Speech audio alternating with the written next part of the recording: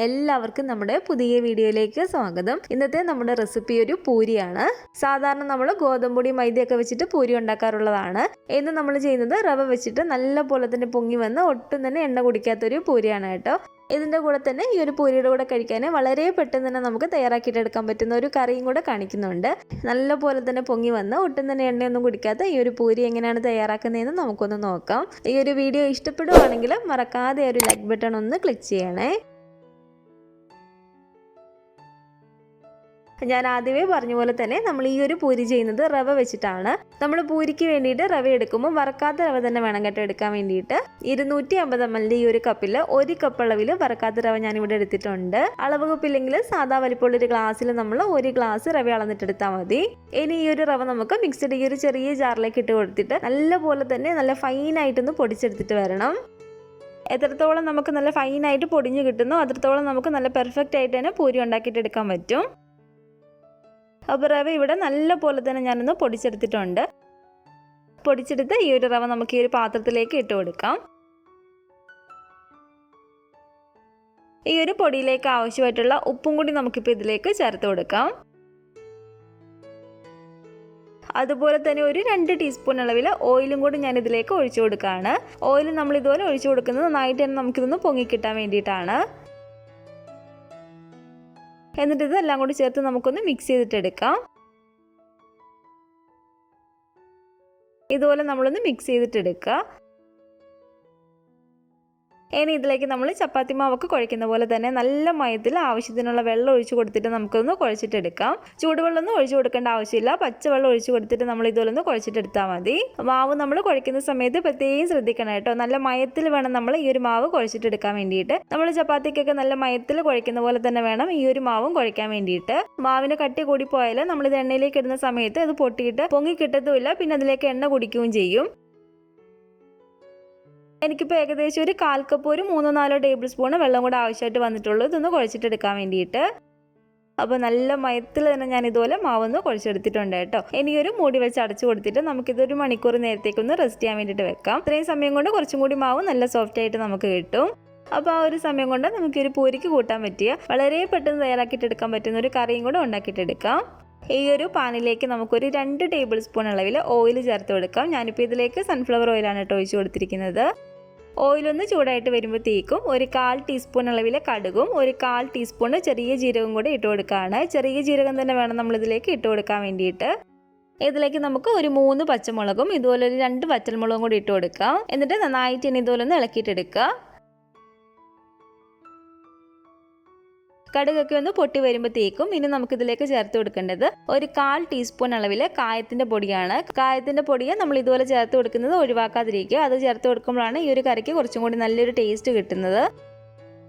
1/4 teaspoon കായത്തിൻ്റെ പൊടിയും കൂടി ചേർത്ത് നന്നായിട്ട് ഇതുപോലെ ഇളക്കിയതിന് ശേഷം കുറച്ച് കറിവേപ്പിലയും കൂടി നമുക്കിതിലേക്ക് ഇട്ടൊന്ന് ഇളക്കിയിട്ടെടുക്കാം.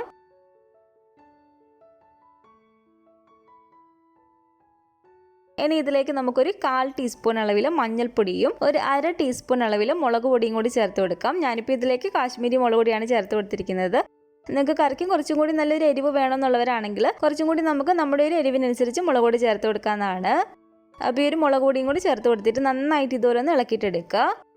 നല്ലപോലെ ഇളക്കി ഒരു പച്ചച്ചൊവയൊന്ന് മാറിയതിന് ശേഷം ഇനി നമുക്കിതിലേക്ക് ചേർത്ത് കൊടുക്കേണ്ടത് ഒരു 2 ഉരുളക്കിഴങ്ങ് നന്നായിട്ട് ഞാനൊന്ന് പുഴുങ്ങിയെടുത്തിരിക്കുന്നതാണ്.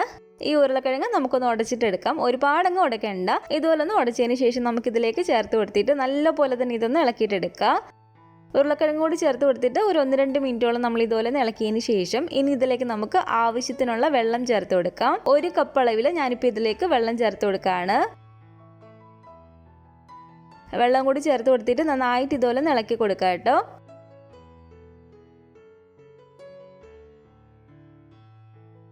ഇനി ഇതിലേക്ക് നമുക്ക് ആവശ്യത്തിനുള്ള ഉപ്പും കൂടി ചേർത്ത് കൊടുക്കാം.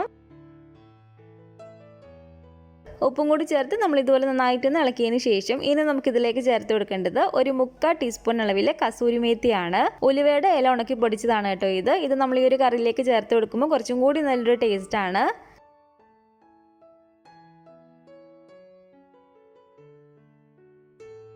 കറിയൊക്കെ നല്ലപോലെ തിളച്ച് വരുമ്പോഴത്തേക്കും ഇതിലേക്ക് നമുക്കൊരു 1/2 ടീസ്പൂൺ അളവിൽ ഗരം മസാലയും കൂടി ചേർത്ത് കൊടുത്തിട്ട് ഇളക്കിയിട്ടെടുക്കാം. ഈ ഒരു സമയത്ത് ഇതിൻ്റെ എരിവ് ഉപ്പൊക്കെ കറക്റ്റ് ആണോ എന്ന് നോക്കുക. വേണമെങ്കിൽ നമുക്ക് ഇതിലേക്ക് വീണ്ടും ചേർത്ത് കൊടുക്കാവുന്നതാണ്. ലാസ്റ്റായിട്ട് ഇതിലേക്ക് നമുക്ക് കുറച്ച് മല്ലിയിലയും കൂടി ഇട്ട് കൊടുക്കാം. അപ്പോൾ കറിക്ക് അത്യാവശ്യം ഒന്ന് കുറുകി വരുമ്പോഴത്തേക്കും ഇതുപോലെ നമുക്ക് ഫ്ലെയിം അങ്ങ് ഓഫ് ചെയ്ത് കൊടുക്കാവുന്നതാണ്. അപ്പോൾ വളരെ സിമ്പിൾ ആയിട്ടുള്ള നമ്മുടെ ഒരു പൊട്ടറ്റോ മസാലക്കറി ഇവിടെ റെഡി ആയിട്ടുണ്ട്.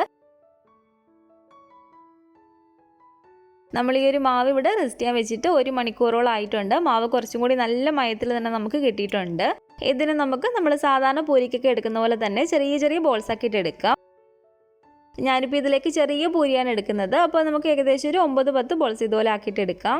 അപ്പോൾ ഇതുപോലെ ചെറിയ ചെറിയ ബോൾസ് ആക്കി ഇട്ടതിന് ശേഷം ഇനി ഇതെല്ലാം കൂടി നമുക്കൊന്ന് പരത്തിയിട്ടെടുക്കണം. പരത്തുന്ന സമയത്തൊന്ന് തൂക്കി കൊടുക്കാൻ വേണ്ടിയിട്ട് കുറച്ച് മാത്രം ഗോതമ്പ് പൊടിയോ മൈദയോ ഇതുപോലെ ഒന്ന് എടുക്കുക. ഞാനിപ്പോൾ ഇതിലേക്ക് ഗോതമ്പ് പൊടിയാണ് കേട്ടോ എടുത്തിരിക്കുന്നത്. ഇതുപോലെ കുറച്ച് ഗോതമ്പ് പൊടി നമുക്കൊന്ന് തൂക്കി കൊടുക്കാം. എന്നിട്ട് ഈ ഒരു മാവ് കൈ കൊണ്ടൊന്ന് ഉരുട്ടി പ്രസ് ചെയ്തതിന് ശേഷം നമുക്കിതിലേക്ക് വെച്ച് കൊടുത്തിട്ട് പരത്തിയിട്ടെടുക്കാവുന്നതാണ്. പരത്തിയെടുക്കുന്ന സമയത്ത് ഒരുപാട് കട്ടി കൂടിയും പോകരുത്, ഒരുപാട് കട്ടി അങ്ങ് കുറഞ്ഞും പോകരുത്. സാധാരണ നമ്മൾ പൂരി ഉണ്ടാക്കാൻ വേണ്ടിയിട്ട് പരത്തിയിട്ടെടുക്കത്തില്ലേ, ആ ഒരു കട്ടിക്ക് നമ്മൾ പരത്തിയിട്ടെടുക്കുക. ഒരുപാടങ്ങ് കട്ടി കുറഞ്ഞു പോയാലും ഇത് നമുക്ക് പൊങ്ങി കിട്ടത്തില്ല, കട്ടി കൂടി പോയാലും പൊങ്ങി വരാൻ ബുദ്ധിമുട്ടാണ്. അപ്പോൾ ഇത് കണ്ടില്ലേ, ഈ ഒരു കട്ടിക്ക് നമുക്കിതൊന്ന് പരത്തിയിട്ടെടുക്കാം. ഞാനിപ്പോൾ ഇത് ഈ ഒരു സൈഡൊന്നും കട്ട് ചെയ്തിട്ടില്ല. ഈ ഒരു സൈഡ് നമ്മൾ കട്ട് ചെയ്തിട്ടെടുക്കുകയാണെങ്കിൽ കുറച്ചും കൂടി നമുക്ക് എല്ലാം നല്ല പെർഫെക്റ്റ് ആയിട്ട് തന്നെ കിട്ടും. അപ്പോൾ ഇതുപോലെ ഓരോന്നും നമുക്ക് കുറച്ച് മാത്രം ഗോതമ്പ് പൊടി ഇതിലൊന്ന് തൂക്കി കൊടുക്കുക. എന്നിട്ട് നമുക്ക് ഇതുപോലെ ഒന്ന് പരത്തിയിട്ടെടുക്കാം.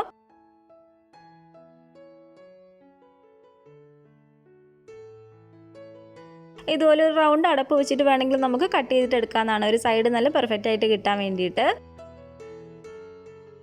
എല്ലാം തന്നെ പരത്തി എടുത്തതിന് ശേഷം നമുക്കിത് എണ്ണയിലേക്ക് ഇട്ട് കൊടുത്തിട്ടൊന്ന് പൊരിച്ചിട്ടെടുക്കാവുന്നതാണ്.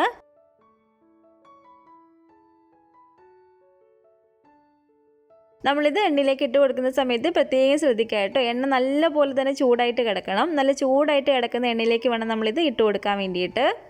എങ്കിലും നമുക്കിത് അപ്പം തന്നെ നല്ല പോലെ തന്നെ പൊങ്ങി കിട്ടത്തുള്ളൂ.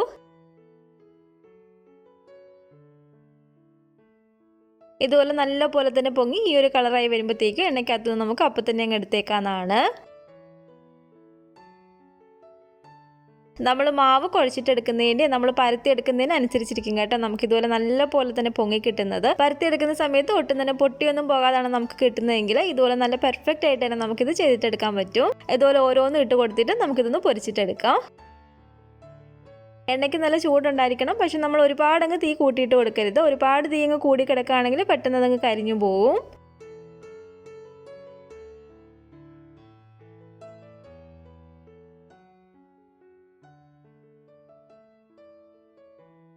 ഈ ഒരു രീതിയിൽ തന്നെ നമ്മൾ ചെയ്യുവാണെങ്കിൽ ഒട്ടും തന്നെ എണ്ണയൊന്നും കുടിക്കാതെ നല്ല പെർഫെക്റ്റ് ആയിട്ട് തന്നെ നമുക്ക് റവ വെച്ചിട്ട് ഇതുപോലെ പൂരി ഉണ്ടാക്കിയിട്ട് എടുക്കാൻ പറ്റും. ഇതിപ്പോൾ കാണുമ്പോൾ തന്നെ മനസ്സിലാവുന്നില്ലേ, ഒട്ടും തന്നെ ഓയിലൊന്നും അതിൻ്റെ ഉള്ളിലോട്ടൊന്നും കയറിയിട്ടില്ല. ഈ ഒരു കറിയാണെങ്കിൽ ഇതിൻ്റെ കൂടെ കഴിക്കാനും നല്ല അടിപൊളി ടേസ്റ്റാണ്. അപ്പോൾ നിങ്ങൾക്ക് ഈ ഒരു റെസിപ്പി ഇഷ്ടപ്പെട്ടെങ്കിൽ തീർച്ചയായിട്ടും ട്രൈ ചെയ്ത് നോക്കാം കേട്ടോ. ഉണ്ടാക്കി നോക്കിയിട്ട് നിങ്ങളുടെ അഭിപ്രായങ്ങളൊക്കെ മറക്കാതെ തന്നെ നമ്മുടെ കമൻറ്റ് ബോക്സിൽ വന്ന് അറിയിക്കുക. അതുപോലെ തന്നെ നമ്മുടെ ഈ ഒരു വീഡിയോ ഇഷ്ടപ്പെട്ടെങ്കിൽ മറക്കാതെ തന്നെ ഒരു ലൈക്ക് ബട്ടണും കൂടെ ഒന്ന് ക്ലിക്ക് ചെയ്യുക. നിങ്ങളുടെ അഭിപ്രായങ്ങളൊക്കെ കമൻറ്റ് ചെയ്യുകയും ഫാമിലിയും ഫ്രണ്ട്സൊക്കെ ആയിട്ട് നമ്മുടെ ഈ ഒരു വീഡിയോ ഒന്ന് ഷെയർ ചെയ്ത് കൊടുക്കുക. പുതിയതായിട്ട് നമ്മുടെ ഈ ഒരു ചാനൽ ആരെങ്കിലും കാണുന്നുണ്ടെങ്കിൽ താഴെ കാണുന്ന റെഡ് സബ്സ്ക്രൈബ് ബട്ടണും കൂടെ ഒന്ന് പ്രസ് ചെയ്ത് സപ്പോർട്ട് ചെയ്യണേ. കൂട്ടത്തിലെ കാണുന്ന ബെല്ലൈക്കണും കൂടെ ഒന്ന് ക്ലിക്ക് ചെയ്യുകയാണെങ്കിൽ ഞാൻ പുതിയ പുതിയ റെസിപ്പികളൊക്കെ ഇടുന്ന സമയത്ത് നിങ്ങൾക്ക് അതിൻ്റെ നോട്ടിഫിക്കേഷൻ കിട്ടുന്നതായിരിക്കും. ഇൻഷാല്ലാ വീണ്ടും നമുക്ക് ഇതുപോലെ നല്ലൊരു റെസിപ്പി ആയിട്ട് കാണാം.